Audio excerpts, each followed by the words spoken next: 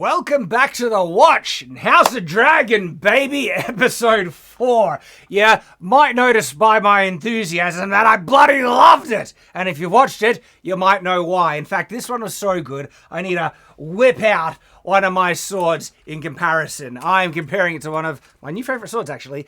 We're reviewing it on Shadiversity. The review isn't out yet, but it's coming because this sword is...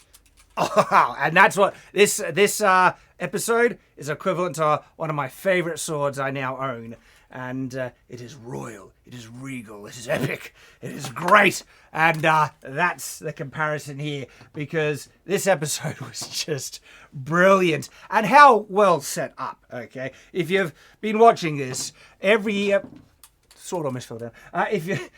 All the other episodes, last three episodes, I'm gonna put it down there. There, it's down. All the episodes have been clearly leading up to this. There's just such great foreshadowing and payoff.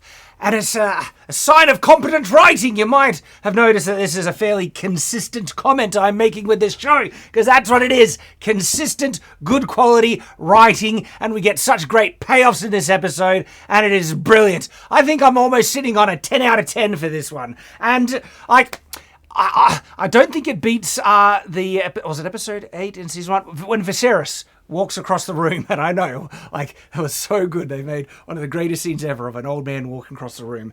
That still wins the best for me. This one comes close, and in terms of spectacle, this one had a lot more spectacle. A lot of really important, intriguing stuff happens, and people are sometimes, like, some were worried that last episode was a little too slow. I found it very much engaging if you see my reviews on it, and you get to see why. It was all beautiful setup. And so, if not 10 out of 10, 9, a solid 9 out of 10, and just absolutely great. Some of the best dragon fighting I've seen in live action. It makes sense, the tactics used in the battle, and the biggest thing, and this is the biggest compliment, okay, is that I was so invested. When I was watching that battle, I literally thought to myself, wow, this battle actually has weight to it. What do I mean by weight? Significance. I'm concerned about what's happening. I'm engaged in what's happening. I want to see what's going to happen. And I was invested. I had feelings about the characters involved, which is such a contrast compared to the slop that we are constantly getting in modern entertainment. And I've got to point out the big point of comparison in the big show that's coming out concurrently with this, and that is the dog crap show Acolyte. Like, just compare one to the other in terms of quality, where the fighting in Acolyte didn't give a stuff. 2 characters died, don't care, okay? This one, the characters aren't necessarily nice people, but I'm invested and I want to see what's going on, and every single thing, I'm hanging off of everything I'm seeing. I'm on the edge of my seat, even though I watch it in my bed. But hey, you know what I mean. So, seriously, it was that edge of your seat watching, and it was so good. It's credits to the people making this, that they're able to pull it off. It's such a awesome thing to see that they're able to maintain some of the highs and qualities that we saw in House of the Dragon Season 1. This is easily the best show on TV at the moment, blowing anything out of the water that's currently out, especially things like the Acolyte. And there's even more points of comparison that I'll probably be able to get to as I get to the more spoiler, detailed breakdown. But as to broad overviews, you might notice by my enthusiasm, I bloody loved it. All right, so now let's break down this thing in a bit more detail. I'll get to point out some of my favorite moments, and we'll go from there. And so the episode opens up with Damon having a dream sequence, and I'm really liking these dream sequences, by the way, because we get to see more about Damon's psychology. I'm actually finding they're humanizing him a bit more. I found it really interesting, the dream sequence in the previous episode, where he you see regret for his actions having led to the beheading of the child, right? And in this episode, we see a bit more, insight into his perspective. And he sees a vision of the young Rhaenyra, and she says something that causes him to chop off her head. And she said that my father loved me more than he loved you. And so that's intriguing that Damon has this bit of insecurity about him. He wanted to be loved by his brother, and he did love his brother. We saw that in season 1, yet at the same time he was frustrated with his brother. He thought he was weak, but it shows the layers to Damon's character, so I'm really loving those sequences, and it creates more mystery about what's going on with Harrenhal. And so good opening. Next scene is Damon trying to figure out how to collect soldiers to his banners, and he's not doing too well because that's not where he, really shines, where he's particularly competent, and is trying to negotiate. I think it's one of the Tullys or someone. But anyway, he's the heir to this house, but he can't take control because the heir is alive. He's just basically completely incapacitated. It was a good line from Damon where he says, put a pillow over his head and to speed along your inheritance. Very Damon perspective, but not exactly going to happen. But it shows how blunt and untactful he is when it comes to that level of politics. I really like how the Blackwood conflict, and I forget the other people's name, but they're part of the issues that are having, I think it's the Riverlands or something. I might have gotten that wrong, but I like that the internal conflict that is happening in lesser houses and stuff just reflects a more realistic world, and that is framing how the larger conflict between the Blacks and the Greens, and one is sworn to the Greens, and so Damon's like, fine, get them on my side. Another great scene. There's a couple of... this episode is brilliant. There are great setups, yet it doesn't get distracted by the big moment that it's building towards. The show is aware enough and talented enough that understands there are still other things that it needs to lead to. Whereas in, say, with the Acolyte, where they just blow their load on ruining the reveals about it's not a mystery of who did what or who did what, and then the show just basically is trying to pick up its pieces and hasn't really set up anything significant after that, then they jump onto a new goal or whatever. House of the Dragon understands setups and payoffs, and it's still setting up things that are obviously going to be addressed or fulfilled or come to an explosion, an event later on outside of the big event of this episode. And one of these is from the scene where I believe it's Rhaenys.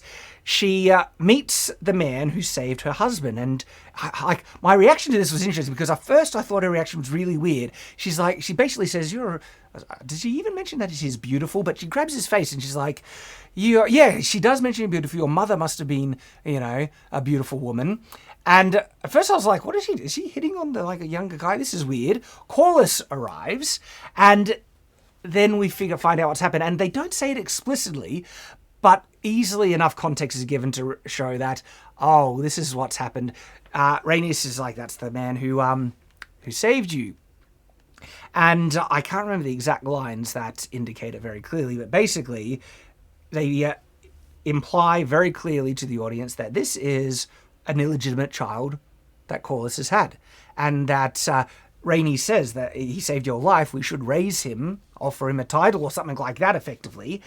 And so what I love about this scene is, one, it is a setup for something that's going to clearly be addressed later on, so they're still setting those up, but also it's another sign of the talent of the writers here, where they can imply something, convey something to the audience without spelling it out or making it explicit.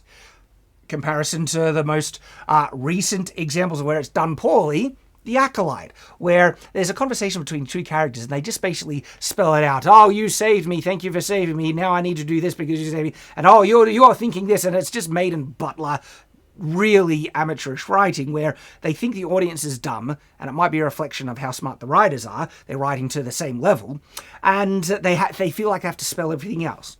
House of the Dragon, it understands that it can imply things. They did it great with the previous episode with Aemon finding out that the assassin was really after him by just looking around and not saying anything. They did it great with season 1 when Damon received the letter, I think it was in episode 3, from Viserys, and snaps, and he doesn't say a single word of dialogue, but you understand what's going through his head because they are showing. And this is another great time where they don't need to say explicitly that this is an illegitimate child, but we have issues with succession. This is Valyrian blood. This is our house's blood.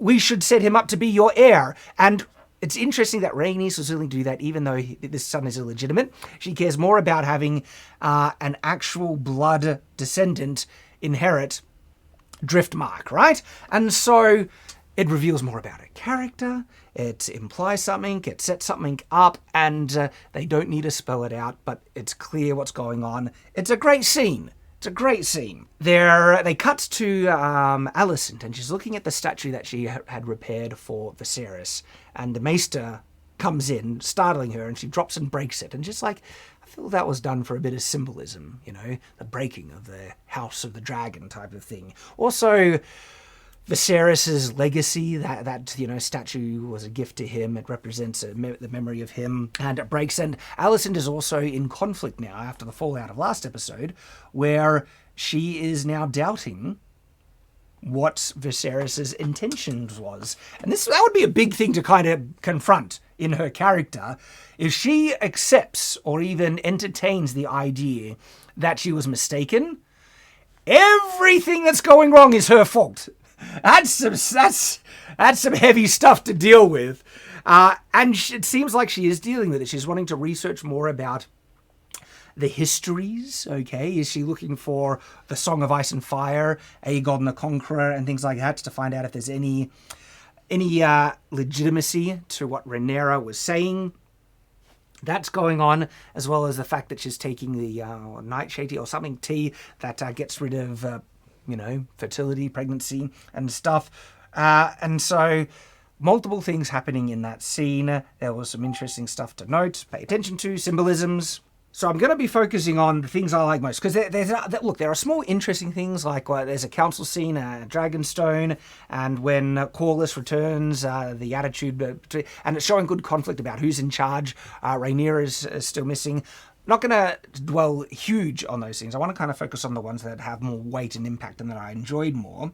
But so many of these scenes are handled really well and contextualizes things. Like the next scene is Kristen Cole, Hand of the King, forcing several houses and noble groups, joining him at the thread of the sword. If you don't join him, they're executed. He executes a higher, noble person who does not swear loyalty to the Greens.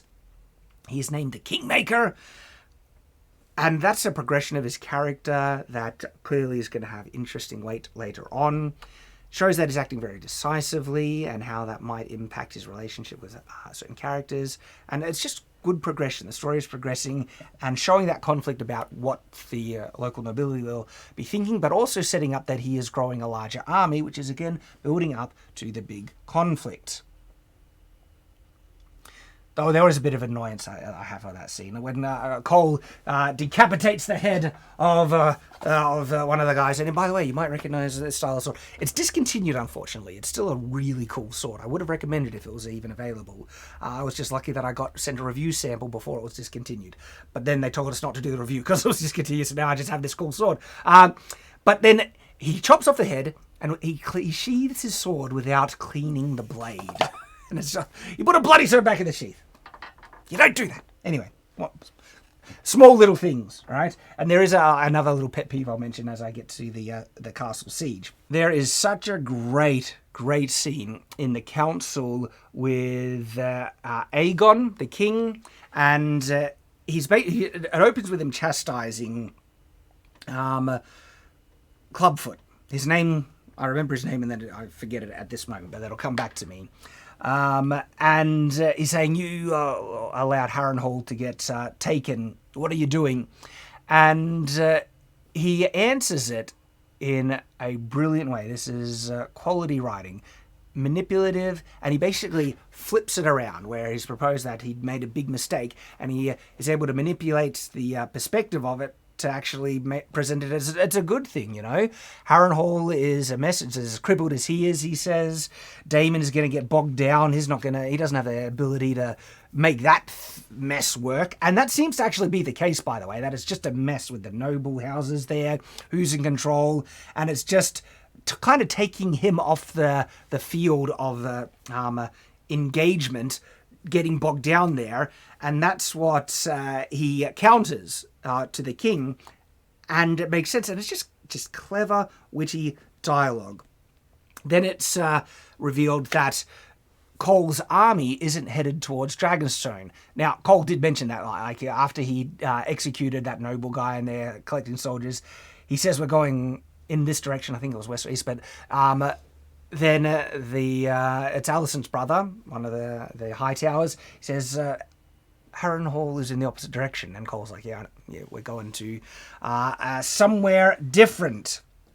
And that's revealed in this council, that the Cole's army isn't going there, the king doesn't know, and it's revealed that this is something that Aemond has planned with Cole. King is perturbed by this, so, are you acting behind my back without my authority?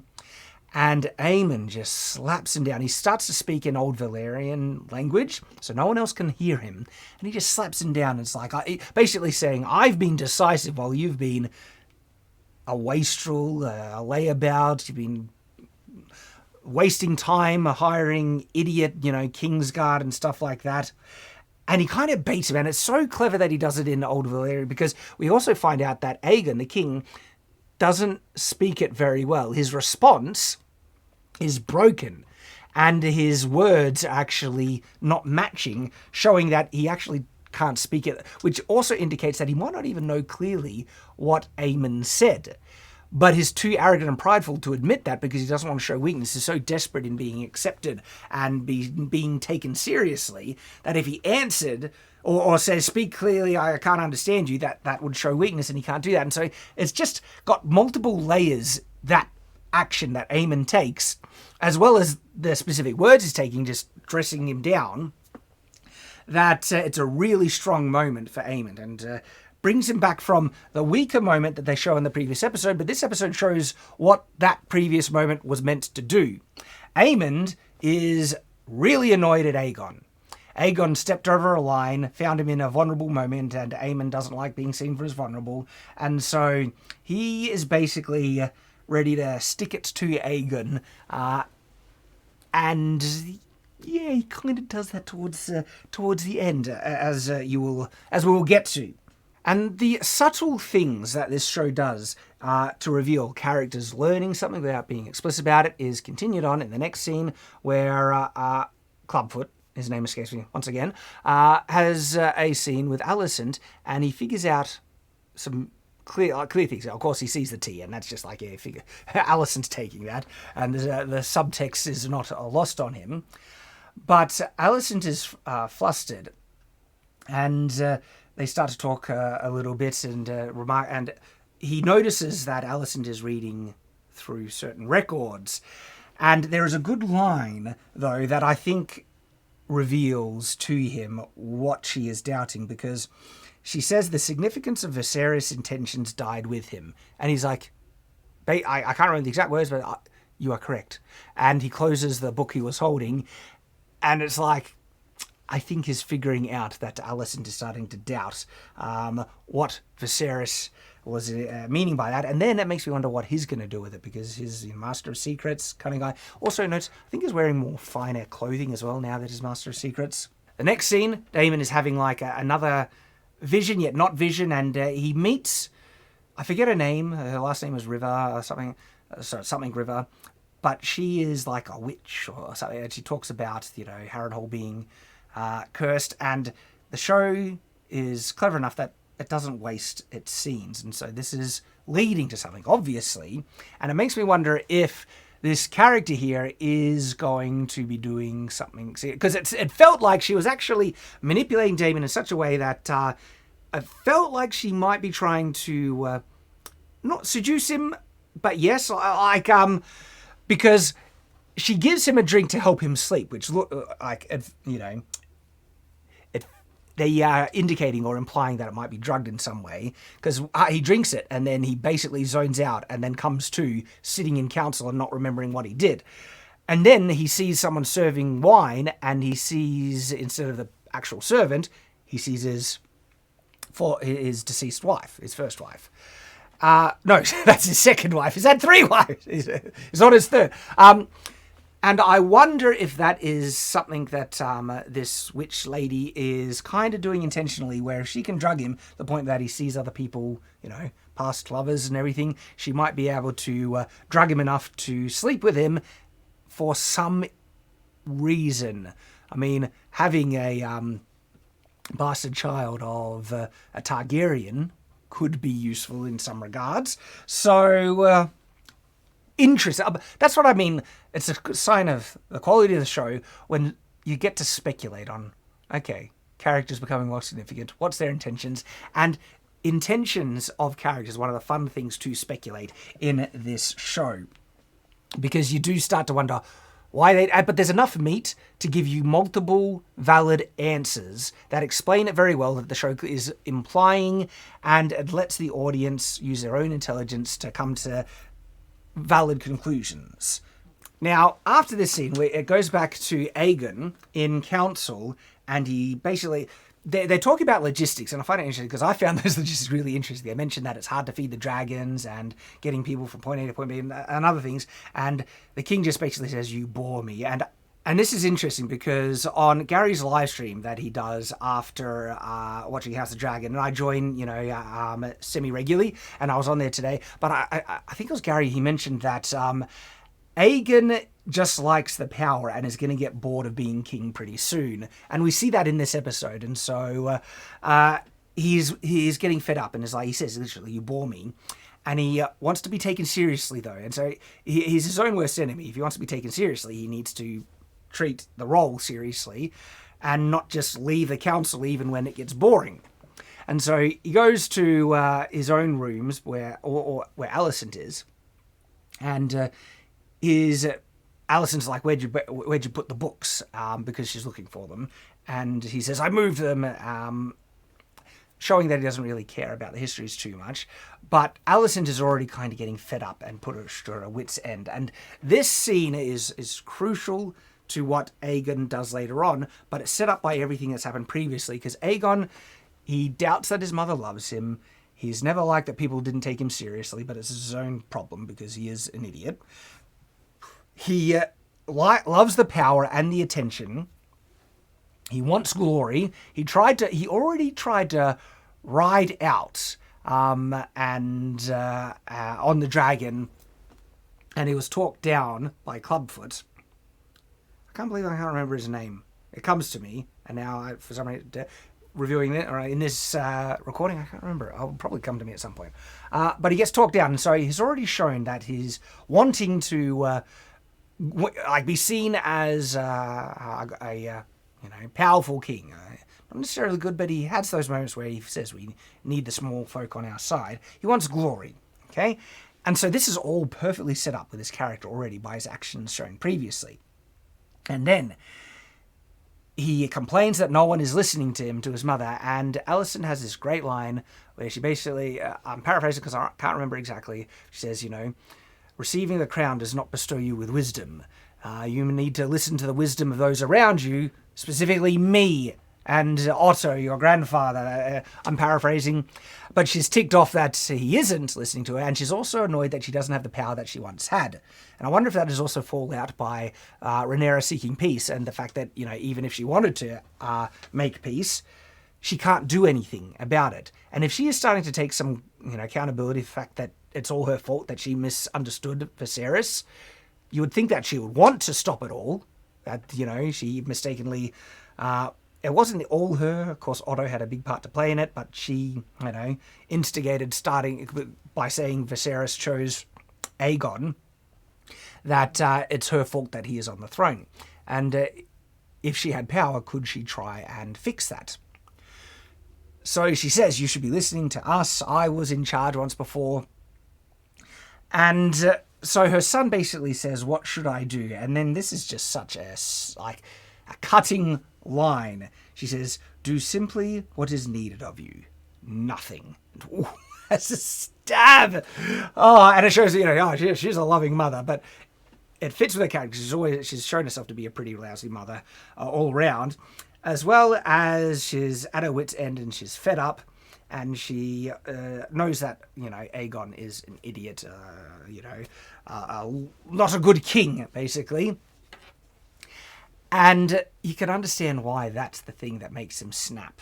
Because we're going to come back to Aegon in that same room and is drunk and stuff. But before it comes back, it cuts away, and we see Cole preparing his army now to take this other smaller castle. And it's both strategic, because they mentioned that it cuts off some of the land supply to Dragonstone, which is good. And they're consistent with it as well, because they mentioned Dragonstone is just across the bay. Why are we besieging it at daytime when we'll be vulnerable to the dragons? And this is where the show is indicating that this is all intentional. It's part of a bait strategy to lure out a dragon from Dragonstone. They don't say it, it's implied. Strength of the show, they do it brilliantly. This next scene I particularly love because it stands in contrast to one of the issues we've been seeing in another recent show, The Acolyte. Rhaenyra returns. Now, in the previous council scenes at Dragonstone, they've been showing that they've had no leadership, and they've just been bickering with nothing decisive being happened, and they're wondering where the heck Rhaenyra is. And they show time being passed in her absence, and problems having arisen because of that. And when she returns, people not only ask where she has been, but all think that it was a completely insane move of what she did, risking her life in doing that. Contrast to, Acolyte, Star Wars The Acolyte, where people are traveling from Coruscant, a planet, the main capital, to the Outer Rim instantly, like maybe half an hour to a couple of hours travel, when that should take at least a day, if not a couple of days. And everyone's teleporting everywhere, and there's no concept or respect to time, distance travel, consequences of that, or anything. It's written by amateurs that don't understand how to write. Whereas House of the Dragon, they understand it, because these are things that can be utilized to add greater conflict in a story. And a good writer knows how to do that. And that's what they're doing in House of the Dragon, because with Rhaenyra traveling to King's Landing to confront Alicent, that created problems, which is opportunity for conflict and storytelling, and it made it more interesting as a result. And we get some of that when she returns, and it was just refreshing to see something done competently, where literally in the last episode that I watched, Acolyte, the exact same kind of thing happened, where there was someone traveling some place, and they ignored it, and it was teleportation effectively. Such a contrast in quality. And so I really appreciate, thank you. I was like, thank you. They're addressing time has passed, problems arose. They address the intelligence of the decision itself, and now she needs to act decisively. They understand that this other castle is being besieged, it's not that far away, and she even overreacts here, where she says that she's gonna go. She won't send her son because that's too dangerous. She's not going to send the daughter. She's too inexperienced. And so the Queen says, Rhaenyra says, I will go myself. And they're like, that's insane. We can't, because her son, Jason, says, if you die, all is lost. We can't risk you. And that is where Rhaenys says that she will go. Now, Rhaenys. There is lots of discussion around her, because she has a big moment in this episode. And they handle her in this episode really well. Was it enough to fix the issues that happened with her in season 1? Specifically that she, could have ended the war, but also slaughtered hundreds, if not 1,000, innocent, commoners. And she never really addresses it. Though this episode kind of somewhat approaches it, where she didn't act decisively, and she could have ended the war in that moment. And there's a moment where she has the chance to leave, run away from the battle, potentially live. I'm dubious if she still could have lived even if trying to run. I'll talk about it when we get to that point. But instead she chooses to act decisively. And her choosing to even go out and, attack this army which is besieging the castle is an indication that she might be trying to address that massive mistake that she did. I don't think it addresses all the people that she murdered, and especially when there was that line where she says she couldn't kill another mother, when she's already killed, and that was Alicent. Why didn't she kill Alicent? She's like, I couldn't kill another mother, right? When she killed a whole heap of mothers, innocent, villagers who are also mothers, when she burst through the ground at the coronation. So there was some big contradictions with her character. And they don't address it. And I do think perhaps they might have been able to address it. What if it was just a massive mistake, or she felt threatened that that was the only way to get free out of the place where the dragon was being held. Any number of things at least could have addressed it. And I'm not sure I could have answered it perfectly, but an attempt would have appreciated and it could have helped it. Even with those issues, Rhaenys, like, a lot is done to give her character a good conclusion. And in fact, if you just they could cut out that dumb moment where she slaughters all those innocent, common people, her character arc would have been vastly better. And still have the chance to end the war, but she didn't, and then her excuse would be justified that she couldn't kill another mother, right? Then her whole arc would be far more satisfying. But okay, so it's Rhaenys. She's the one that volunteers to go out, and her dragon is more experienced, larger, seen battle before, and so she goes out to do it. Then we cut back to Aegon, and he is drunk. And I was watching this thinking, he's gonna snap. He's gonna go take his dragon. And they foreshadowed it perfectly. And so it wasn't one of those things where I could see where it was going and then it was, it's so unpredictable. It was satisfying that it was predictable, because that's what should happen when you understand character motivations and they've set it up properly. And it's more frustrating when a character does something out of character and against what you were expecting because you thought it just made sense. I'm not saying a character doing something differently to what you're expecting is always bad. If it's in line with the character, great. And so that can be perfectly fine. Yet this was clearly where they were going with it, and seeing it happen was just, satisfying, and you get pleased by it. It was like, ha ha ha, I see where you're going. And so, Aegon gets his armor on, takes his dragon out. I do wonder if, it might have shown someone trying to stop him, like, my king, this isn't a good idea, or him trying to hide the fact from it. Because if anyone, on the council, his mother found out, and we already saw good old Clubfoot try and stop him from doing something similar to this previously. He would have tried to stop him. And so maybe a small, couple of seconds in, showing the king ignore anyone trying to stop him, or forcing people to not reveal it, and they only see it when his dragon is leaving. They're like, oh, crap. Could have helped out that, because it is what's the king doing? It's kind of conspicuous, him getting his armor on, his Valyrian steel armor, and going to his dragon and flying out, right? But that's where he is headed. And we see people preparing for battle. Rhaenys comes with her dragon, attacks the soldiers, Cole's army, and they send the signal. And they've already revealed that Aemond is lying in wait. And so this was a bait to draw out one of the dragons from Dragonstone. Oh, look, I did have one small little question mark about this, and that was when they are responding to the siege. Alicent is returned and they're deciding which dragon to go out. And I think it would have been better, made more sense. And look, it's a minor criticism, easy to ignore. And they kind of address it in other parts, like previous episode. They say that Vhagar is guarding King's Landing, and they're pretty assured of that. Yet, the possibility that the attacking army might have a dragon with them, like if I was in that scene, if I was a counselor, right, the next most pertinent question to be answered after I hear that this castle is being besieged by the Greens is a very obvious question that I think would make sense for anyone in the scene to have mentioned, is, do they have a dragon with them? No dragon was sighted.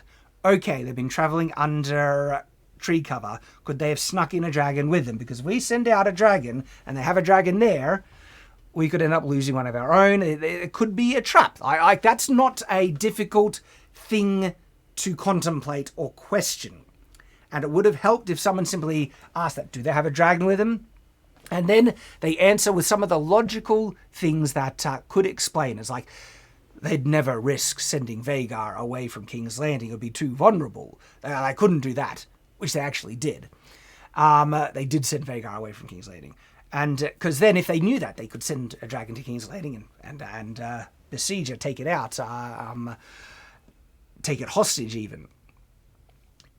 And if they knew that there was a dragon with them, I would think they would want to send out more. I feel they needed a bit more assurance that no dragon was there, and so sending out Rhaenys on her dragon was the surefire, easy response to wipe out Cole's army and the threats. That just doesn't make as much sense because they didn't ask that question or address it. And there are multiple ways they could have answered it to give them assurance, like, we have scouted high and low, or the girl on the who did the scouting. This is Damon's daughter. She's one of the Valerian blood, betrothed to Jace. She could say, I've been scouting, I haven't seen any sign of dragon. And then someone say, but we can't see what happens at night. And it's a risk we have to take, but there's a vulnerable army that we could wipe out. Rhaenys, if you see a dragon, retreat. And then they could have it that she didn't have enough time or saw too late. Like I said, it could be answered multiple ways to make it satisfying and just take away that odd little question mark off the table, because I think it's an obvious question. Do they have a dragon with him? Yes, they do. And they signal for Aemond. And this is probably my favorite part in the episode. Aemond is on the dragon, right? He hears the signal, and then he looks up and he sees Aegon flying overhead, and he's just like, that idiot. And then he hesitates. Instead of launching Vhagar at hearing the signal, he waits. And I was just like, that's cunning dirtbag, Aemond. And he's ticked off at Aegon at the moment, and has already mentioned that he feels he'll be a better king.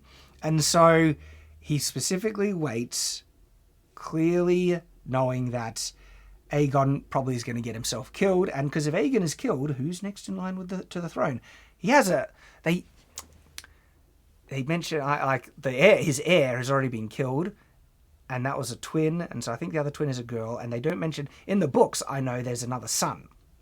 I haven't mentioned that other son in the show, and even if the son was going to be king, I think Aemond would be the king while the actual heir is too young. But anyway, Aemond has a solid claim to the throne, and they haven't even mentioned now the son. And so, in the context of what we do know, if Aegon is dead, he gets the throne. He is the next in line. And so, yeah, he waits, and it was satisfying because it was so well set up. It's perfectly in line with Aemond's character, and he is ticked off. Like, Aegon really insulted him in the last episode, and so he waits. Then we come to the battle where Aegon and his dragon fights Rhaenys and hers, and the dragon fight is just phenomenal. Best live-action dragon fight I've ever seen, and I'm trying to think of like other dragon live actions, and yeah, there's Reign of Fire, there's Aragon, like in this episode, the dragons feel like they have weight, that they feel real. The hits feel like they have impact, and the strategy is brilliant. So when Aegon is flying towards Rhaenys, he just gets his dragon to launch out a breath of fire. Dragons don't really get hurt too much by fire, and so he jumps the gun. He acts too early. Rhaenys doesn't get affected by it, but she uses that fire breath as a smokescreen to dive low, and when Aegon flies through the fire, he loses sight, and then Rhaenys comes up from underneath and hits him. And so the dragon fights have logical strategy behind the tactics, and it's great. And as all this is happening, I'm just hooked. I'm so just drawn in. And, the prep for the siege as well. There was all that. They look great. The armor that they're wearing, their shields. There's a couple of odd moments here and there. Like they have a barricade to block arrow fire, and they're not really behind it. They're walking towards the castle while under arrow fire, when that should really be a charge for an escalade. But that's all a bait to get the dragon out. So maybe that explains the fact they're not charging. But it looks brilliant. So the fight continues. It is just great.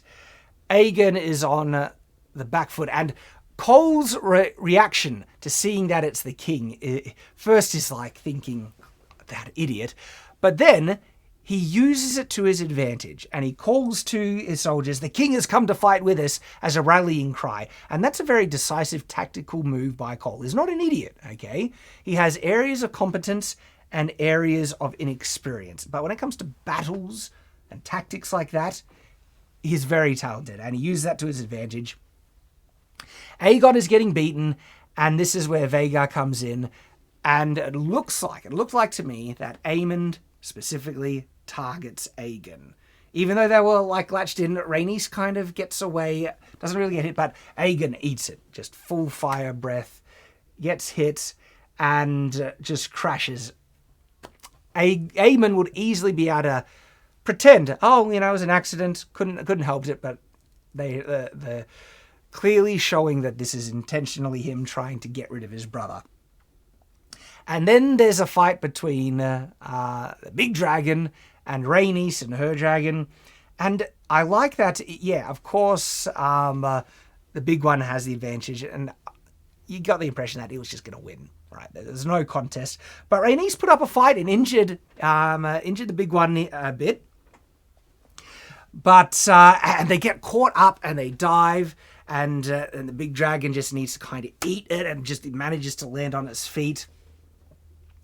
And stomps on a whole heap of friendly soldiers because the dragon doesn't care. Then Rhaenys has a chance to kind of get free, and she's flying away. And this was a really cool moment, and it's explained by a number of things, and they don't need to spell it out which one it is. One theory that I got the impression was, it really looks like the big dragon maneuvers slower. It's got bulk, so it can't really turn on a dime or anything like that. But because it has such a large wingspan, when it gets going, it can fly at a much greater speed than any other dragons. When it was chasing down Jace could not get free. And it felt like to me, Rhaenys knew that there was no way she'd be able to outrun Vhagar. And if she ran, she was just going to get chased down and chomped. And so she could either, that's like guaranteed death, or she could turn and fight and have a chance to win. That answers it satisfying to me. But other answers is like, she didn't act decisively and let Rhaenyra and the Greens live, and she's not doing that this time. She chooses to act decisively now as a type of, atonement, but addressing her mistakes. But at the same time, it also feels like she's just fed up with it all. And she might, I think she knows she's going to die, but at the same time, she's going to go down fighting, and there's a chance she could beat him. But it doesn't work out, because when she gets there, Vhagar gets the drop. When I say it's not exactly a drop, but the drop on her by basically having been behind the cliff, because Rhaenys couldn't see where Vhagar had gone. Vhagar gets the chomp on Rhaenys' dragon's neck and gets taken out. She crashes and dies, and it's a pretty powerful moment as well. Like she goes out like a warrior. She has a pretty cool death. The dragon lands, I like the small detail of it, the dragon lands on the castle, knocking down part of the wall, which gives a breach for the besiegers to take the castle. And so the last part of this episode is another really interesting, and I say cool moment because it's interesting, not because I love what the character's intending, but Cole wakes up and he can barely breathe, and he acts it really well. It almost sounds like he might have some ribs crushed. And he sees the aftermath on the battle, and like one soldier is just burnt to ash. His armor is remarkably intact for being burnt to ash, but the effect is worth it because he grabs and then the ashen body just falls apart and the armor just collapses. So I get why they did it with the effect, even if it's not really realistic. If something was hot enough to burn something to ash inside armor, it most likely would have melted the armor. But anyway, for the effect, I'm willing to grant the rule of cool excuse for it. It's on the line, but I can grant it. Then he needs to find the king. And as he finds where the king crashed, he sees Aemond there with his sword out. And it really looks like Aemond was ready to kill him, which clearly that was his intent. But Aemond's just like, the king's here. Well acted, well done. And Aemond picks up the dagger. When I watched him pick up the dagger, this is the dagger with the inscription on it, I was wondering, is the inscription visible? Because it's probably pretty hot there. And so that's an interesting thing, if he might learn something from the dagger, if the writing was revealed. And then it goes up and we see Aegon lying there, and they don't show it, like he's not moving, but it's hinting, is he dead, is he not? And they cut away to have the the mystery to tune in next week to find out if Aemon is alive. And like, I'm of two minds. I think if they're wanting to exploit conflict and other certain fallouts, they'll keep him alive. I think he should be dead by how far he fell and how much he got hammered. I think that you shouldn't really have survived that. It would be more satisfying and realistic if you're dead in that sense, but it's more satisfying and intriguing if he's alive and he is aware, or he blames his brother for trying to do that. And then what's going to happen? And that's where the episode closes. And wow, what a great piece of television. This is top tier. Absolutely brilliant. Looked brilliant. The writing was near flawless. The acting, great. The set pieces looked beautiful. This is one of the best shows around, if not up there with the top of amongst them best ever made. And I mentioned this before, so far, and it's keeping true to this, it is more consistently good than the entirety of Game of Thrones. And if you were just compared to Game of Thrones Season 1, I'd say the writing is as good. Loving it. And so, best episode so far. And it's an interesting thing to enjoy because no one really, there's not a lot of good characters. Jace is like the only really good moral upstanding dude, and I like Jace a lot. He's probably going to die. I don't think anyone's going to have a happy ending in this show, but I'm interested and intrigued that I'm so invested and enjoying the show so much, even though there's so few people to like in the sense they're actually good. I like a lot of the characters in terms of they're dynamic and interesting, but they're not good people. And usually that kicks me out. But I think I might have already mentioned this in one of the other reviews, actually, is that I'm intrigued by what happens in this world, and I loved Viserys so much that he cares for these characters. I want to see what happens to them. So yeah, I'm hooked. Can't wait for the rest of it. Let's hope they continue it, but they're showing that they have the talent to maintain the quality, which was the concern, that it could end up going off a cliff. I hope there isn't any of those dumb, weird moments like Rhaenys bursting out of the ground and killing all the innocents and not making sense and not addressing it. Let's hope nothing like that happens and it continues on, because this was brilliant. I loved it, and I'm looking forward to more, and I'll be sharing my thoughts here, because that's what we do. Stay on watch.